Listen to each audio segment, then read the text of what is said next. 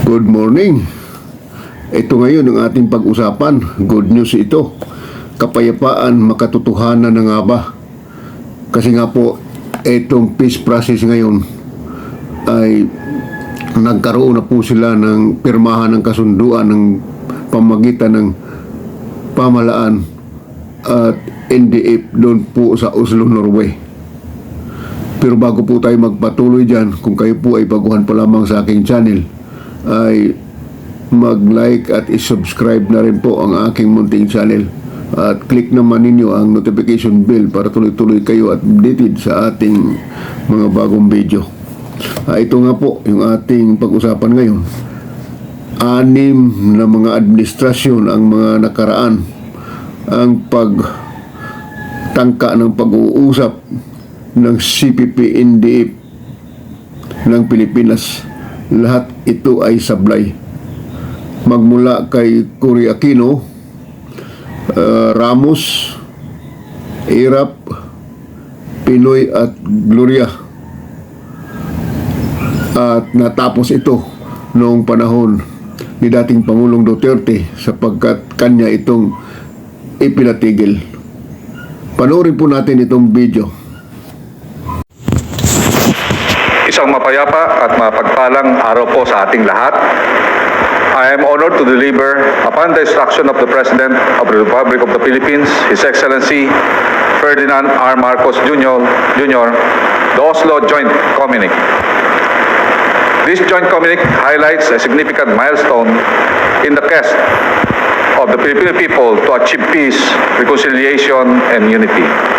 I am therefore privileged to report that the government of the Republic of the Philippines and the National Democratic Front of the Philippines have agreed to a principled and peaceful resolution in ending the armed conflict. Allow me to read the joint communique. The Oslo Joint Communique. On November 23, 2023, the government of the Republic of the Philippines and the National Democratic Front of the Philippines affirmed and signed a joint statement to wit, cognizant of all serious socio-economic and environmental issues and the foreign security threats facing the country, the parties recognize the need to unite as a nation in order to urgently address these challenges and resolve the reasons of the armed conflict. The parties agree to a principled and peaceful resolution of the armed conflict, resolving the roots of the armed conflict and ending the armed struggle shall pave the way for the transformation of the CPP, NPA, and NDF. The parties acknowledge the deep-rooted socio-economic and political grievances and agree to come up with a framework that sets the priority for the peace negotiation with the aim of achieving the relevant socio-economic and political reforms towards a just and lasting peace. Such framework that will set the parameters for the final peace agreement shall be agreed upon by both parties. Consequently, we envision and look forward to a country where united people can live in peace and prosperity, unquote. The joint statement is a product of a series of informal discussions held in the Netherlands and Norway starting in 2022 between the emissaries of the GRP and the NDFP with the facilitation of the Royal Norwegian Government. The parties recognizes the initiative of former Armed Forces of the Philippines AEP Chief General Emmanuel T. Bautista Jr., which was personally welcomed by then NDFP Chief Political Consultant Professor Jose Maria Sison.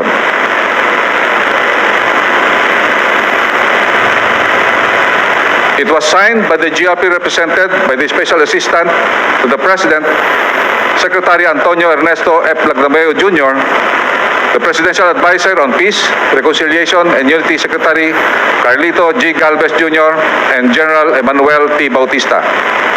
and by the NDF, represented by the National Executive Council member Luis G. Halandoni, Negotiating Panel Interim Chairperson Julieta De Lima, and panel members Connie K. Ledesma. The signing was witnessed by the Royal Norwegian Government Special Envoy Christina Lie Rebron, the Foreign Minister of the Royal Norwegian Government Espen Barth Eide graced the signing of the ceremony, which was held at the City Hall of Oslo, and affirmed the continuing commitment of the Royal Norwegian Government as third-party facilitator. For their part, both Secretary Antonio F. Lagdameo Jr. and Luis G. Halandoni expressed optimism as to the positive path to peace that both parties shall work on. End of communique.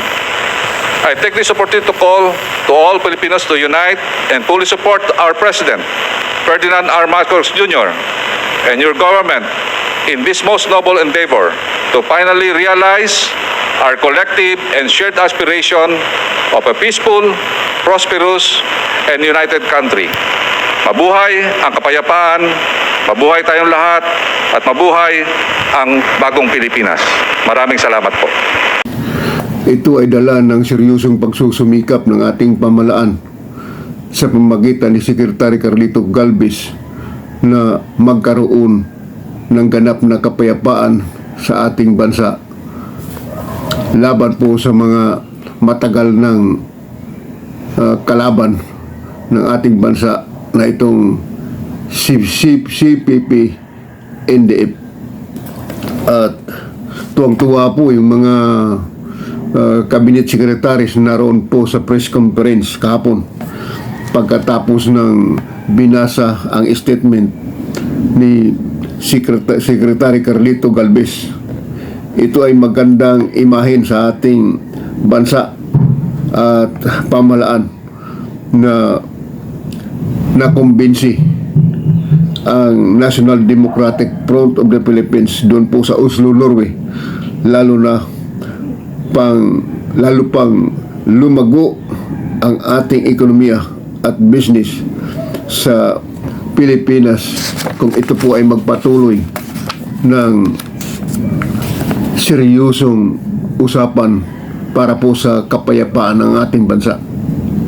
Ito ay dinaluhan ng mga cabinet secretaries itong si Secretary Gibo Chidoro, Secretary Bersamin at Secretary Abalos at si General Browner, na ang mga sekretaris na ito ay sila po yung involved dito po at may kinalaman sa mga pagproseso para po sa kapayapaan. Ngayon, itong pangyayaring ito ay kung ating matatandaan, at inuulit ko po na itong usaping pangkapayapaan na ito laban po sa mga NDF, CPP NDF dito sa ating bansa, ay paulit-ulit na po itong ginagawa.